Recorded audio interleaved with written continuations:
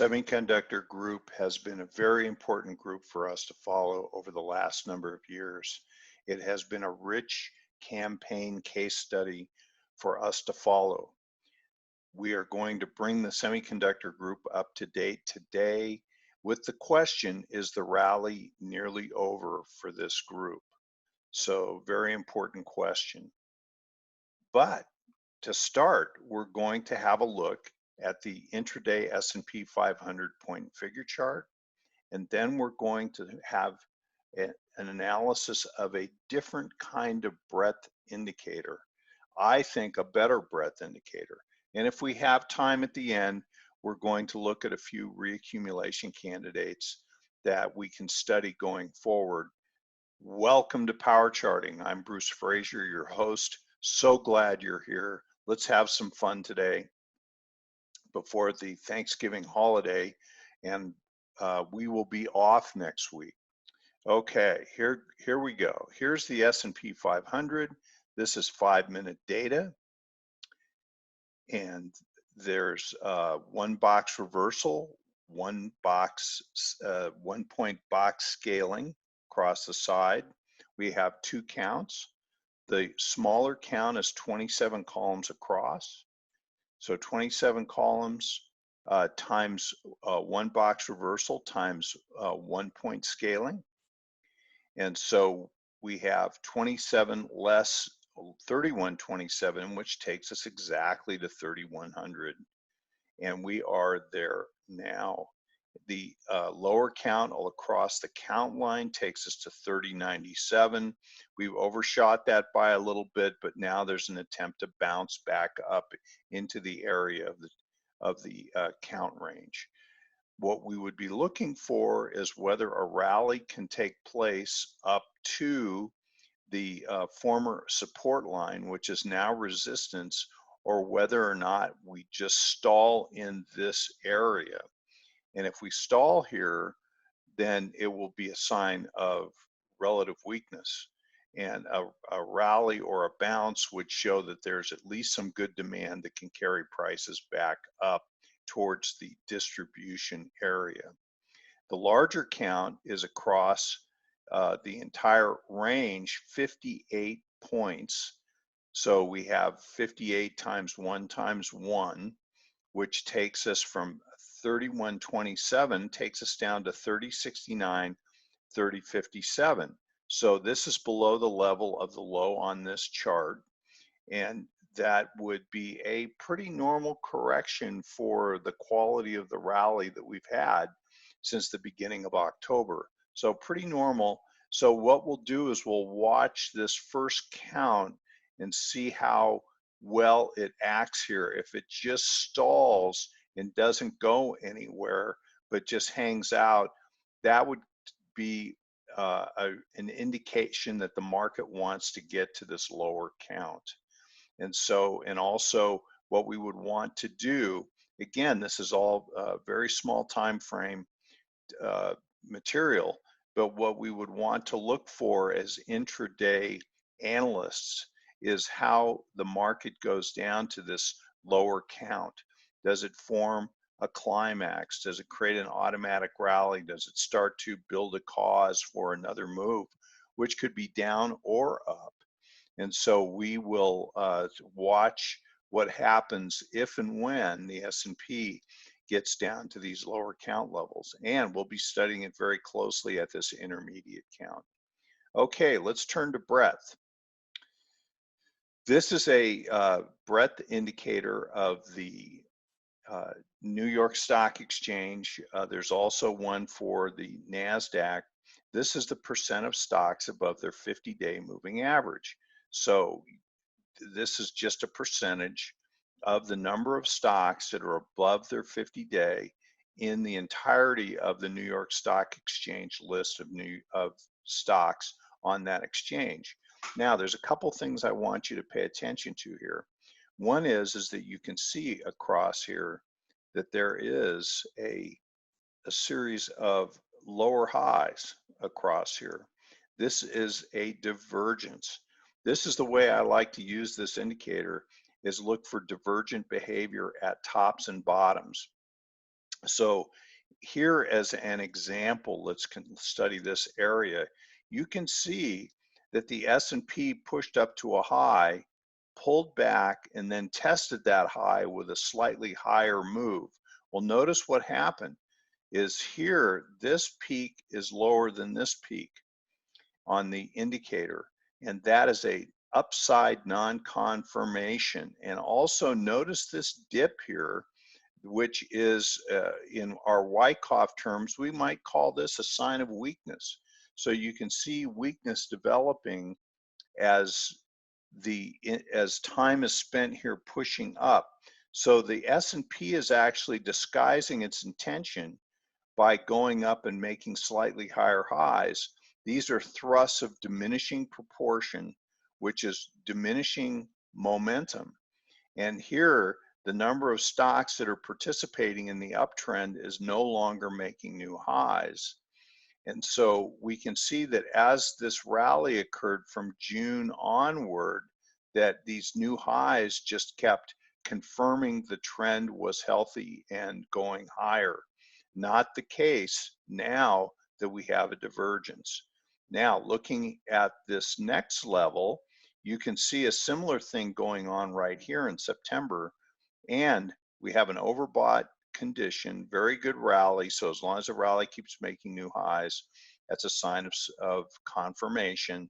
And then we have a divergence. It's a very small divergence here, slightly higher high in the S&P, slightly lower high among all the stocks in the New York Stock Exchange. Well, the thing that we want to pay attention to in both of these indicators is notice how this indicator over here in July starts to tumble almost before the market does, because the market holds up all the way to here and then it begins to tumble. Well, when this is starting to fall in a free fall fashion, that is a warning to us to become defensive. Same thing happened here. So we can see that there was a deterioration and a divergence, an ability to tumble, and then prices continued on.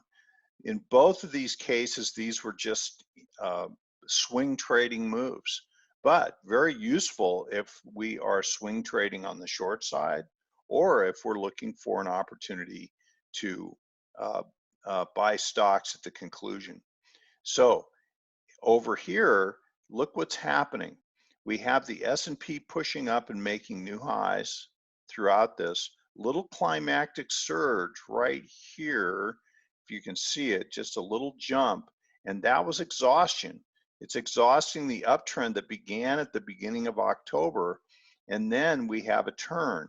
Well, we just looked at a point and figure chart, which that point and figure chart was a study of this area at the top.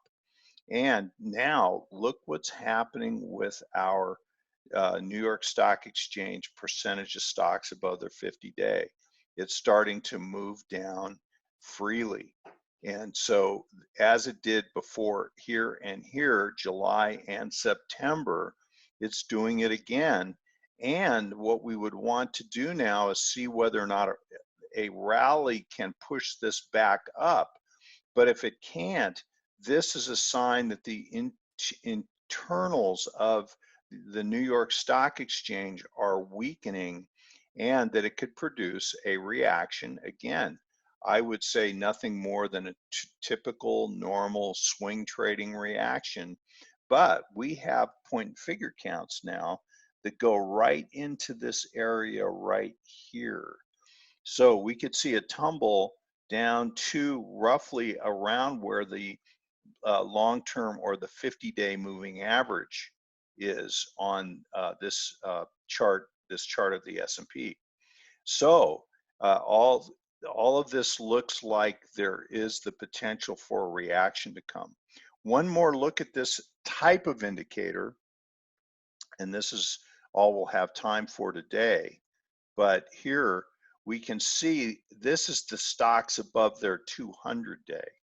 So when we have this indicator well up above the 50% level, that shows that most stocks are in uptrends as defined by their price being above the 200-day average. Well, I want to show you here. In this case, let's look back here in 2015. This is a really interesting case study because it's roughly the same area percentage-wise that we're at right now. Notice that this indicator made a peak here. Let's line this up, and it was right here. And a top continued to develop in the S&P 500. But notice what happened in the indicator. It is just tumbling now. And down it goes. It's just getting weaker and weaker. And all of a sudden, at the point at which, here we are in the third quarter, right here in the third quarter, where we're all the way down to 40% of stocks in an uptrend that's very weak, all of a sudden the market just falls apart. So this is all distribution. This is indicating up here that this is distribution. And so what I would like for you to do is to keep an eye on this indicator, and when you see it start to really tumble from the mid 60s and you see it fall down, down, down, that you consider becoming somewhat defensive in your portfolio. Here you can see that in 2018, there was right here.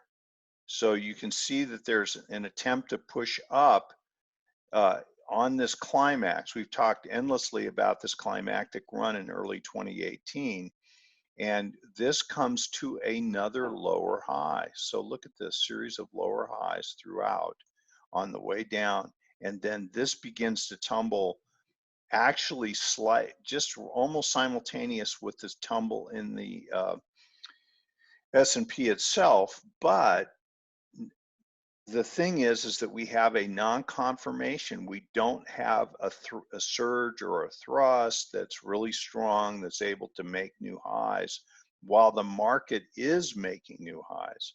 So this peak right here, right along there, is this peak right here. And then look how much higher the S&P is in early 2018, and you can't get this indicator to a higher high. So this is a problem. So an upside non-confirmation, we would say, and it took a long time to develop. Now look what's happening here. So here we can see that this really great rally that we've had has gone up, but to a lower high. So we have this high is lower than this high, which is lower than this high, and we have it roughly at the same area that it was at back in 2015 when the trouble began. So what we would want to watch for is we want to see this indicator go above its prior highs and confirm the uptrend. And in the absence of that, if we start to see this turn down and tumbling towards 60 and 55%, while the S&P is pushing up and making new highs and really disguising the internal deterioration in breadth, then we want to become cautious and defensive. So again, we're looking for these breaks that show that the internals are starting to really deteriorate. So hope you can spend some time with this indicator. I think it's really good. It's one of my all-time favorites. I watch it all the time, and I hope that it serves you well also. Okay, so let's get on to the semiconductors, because I'm yakety yakking here and there's a lot to talk about. This indicator right here, I love this case study. And so this really illustrates the value of integrating all the Wyckoff technique. So we had a count. This goes back to the area of 02. Let's blow this up so that you can really see it. Okay, so you can see here that this count goes all the way back to 2002 and ends its accumulation phase back in 2012, 2013. And so here, this count took us up from the count line, which is at like $28, takes us up to 107 to 123 for the group, for the industry group. So this is a meaningful upside campaign in the semiconductors. And so we have been keeping an eye on this chart for a long, long time. And you can see that the market will tell you what it wants to do long before it really gets rolling and starts to go into its important uptrends. But look what happened. 107, 123, it went right into that range, and then down it goes. Okay, we'll come back to this chart in a minute. I just want to show you that there are reaccumulation characteristics that unfold over time in great campaign candidates. You don't have to catch the bottom or the conclusion of the accumulation to have it be a really big trading idea for you. It can get into its uptrend, and even then, if you discover it, there are many opportunities to jump on board. But here is, and this chart goes back to 2017. This is actually November. And you can see here that there's a reaccumulation count, beautiful count, which is at the area. Let's blow this up so you can see it. So this reaccumulation counts at 85. And so you can see this count goes 85 up to 105, 109. That confirms the big base count that we just looked at. So this is a confirming count, confirming reaccumulation count back in November. Here is in the same area, but notice this is 2017 that we're looking at here. Let's go over here and look at this area. And you can see this is the 2015, 2016 reaccumulation count, much bigger count. This is in the area of the $40 to $50 range. $52 is where the count line is. 44, 43 is where the low is for this. And you can see that this counts up to 100 to 109. So look at that. There's a confirming count. The 2015, 2016 count to the 2017, this is a much smaller count, the one on the left. And so they are confirming each other at this area, as is the base count that we just looked at in the prior point and figure. Well, now I'm going to come back to this. So then this is what happened, is that we had these two counts, two reaccumulation counts here, and then look what happens. And this is always the integration that we want to do as Wyckoffians, is that we want to identify the change of behavior that's taking place. So look at this. We have preliminary supply, then we have a buying climax over here with an automatic reaction. It sets up a range-bound condition in this market. Look at that. And so here is our count area. We saw that it was about roughly 100 up to 109. Well, look, the resistance lines are like right at 109. Support line is around 94. So this is operating in the range of 3-point figure counts. Okay, so we can see the other thing that's happening is that right about here on the NASDAQ 100, we can see that there's a break of the semiconductors from the NASDAQ, and there is definite relative strength deterioration taking place from this point forward that's quite obvious. And so this is where we see that these distributional characteristics, look at these big breaks. These big breaks in the market are really signs that supply is present. The composite operators selling lots of stock, and they are leaving this trade, at least for the moment. Then we have a last point of supply. This was a blog that I did back in September of 2018. This was really good timing. Pat myself on the back, because right after this, and I'll show you what happened, right after this, it just tumbled and started to really fall into an important downtrend. And we lost semiconductors as an important group for the market. And as we know, the market got into trouble into the end of 2018 also. So the semis almost led the way. I think semiconductors are really a very important sentiment indicator as a group. Okay, so here you can go look at this. There's a number of charts on ASML, which is just a great case study. Here's the huge base, 2015, 2016. So here we're talking about a an original base count in semiconductors that goes back to like 2002.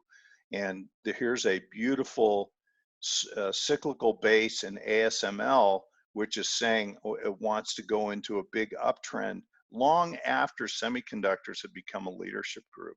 So there's always something going on. There's always a stock or a group of stocks that are ready to rotate into favor in an important uptrend. And that's exactly what ASML did for the semiconductor group. And look at this beautiful uptrend.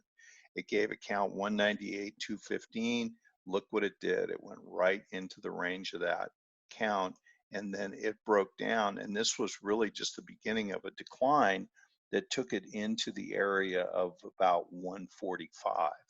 So that was a very important break in this market. And look at how beautifully the point and figure work warned, flagged the opportunity at the base and then warned of trouble. And you can see this really beautiful distribution that formed and took it out of its uptrend channel and into an important reaction. And since then, ASML's had another great opportunity. So now here's SMH today, because we were going to talk about is SMH over? Is it near the end? Well, here's this beautiful uptrend, and you can see that it's thrown over the top of this trend channel and has gone up to the little over 135 level. And now it's stalled, and it's sort of stalling ahead of the market. And we've seen deteriorating breadth in the market here recently. And one of the groups that could be doing that is semiconductors. And you're starting to see ease of movement in the decline. The thing that I would be concerned about and would watch very closely is I would watch the whether this can break with ease back down below this rising trend line. And if it does that, that could be a sign that this upward trend is exhausted. And also look for volume to expand as it does that. It's expanding a little bit now.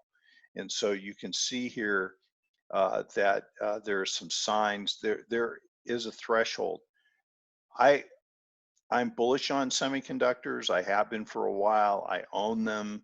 I am not selling them. I'm just showing you thresholds, and I'm showing you why we may want to really just pay very close attention to this group.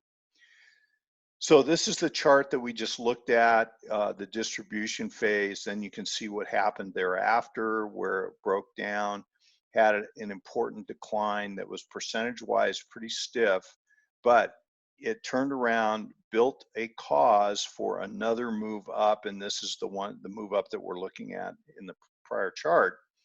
And so you can see here that it's pushed up to another new high. It's up to this 135 level now. And this is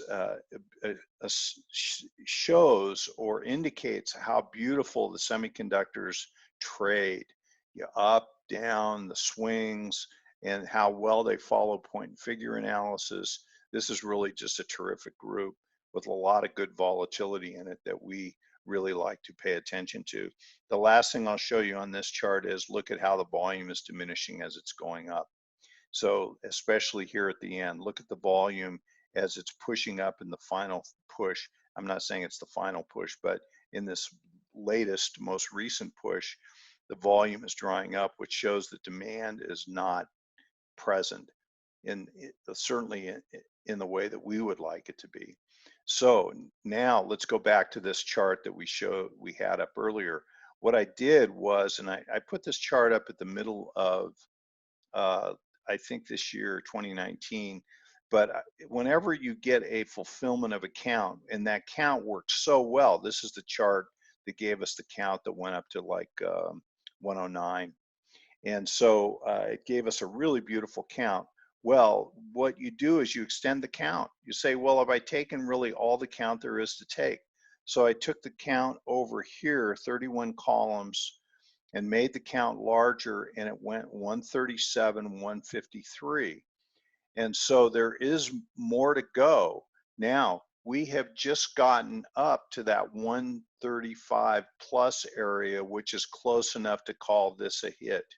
So it's very close, close enough that we've hit the lower bounds of this objective range.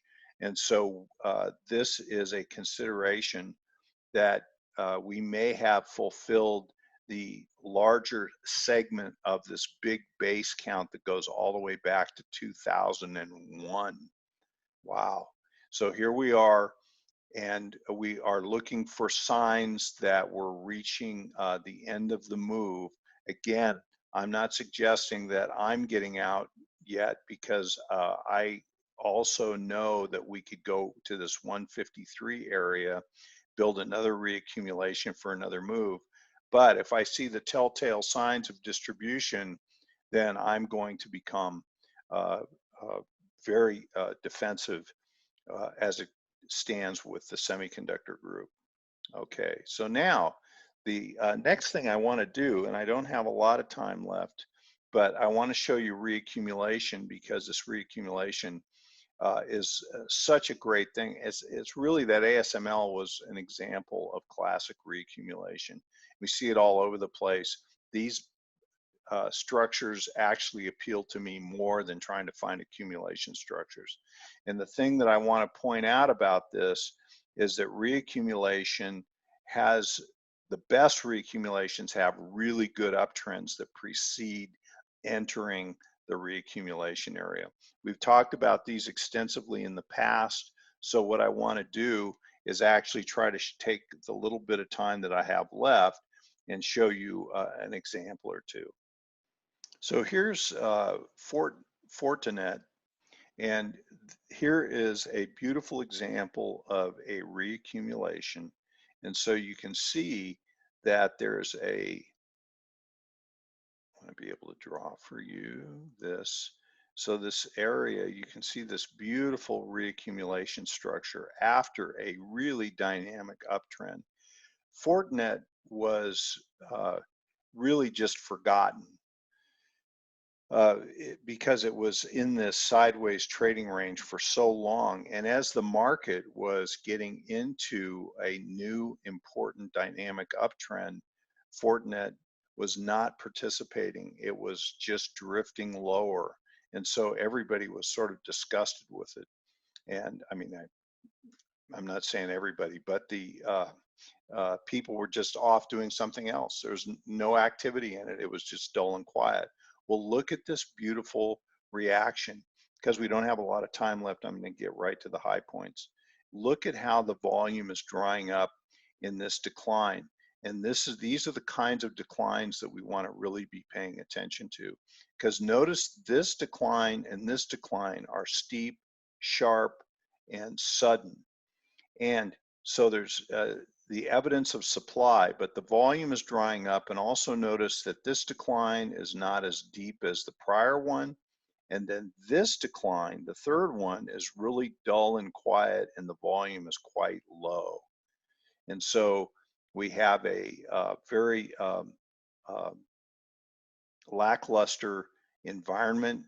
We would call this absorption. And that's what reaccumulation does, is it allows the composite operator to absorb stock, and then look at this, just this launch that's taking it up and out. And what we should conclude from that is that this steep launch indicates that there's very little stock available for large institutions to buy.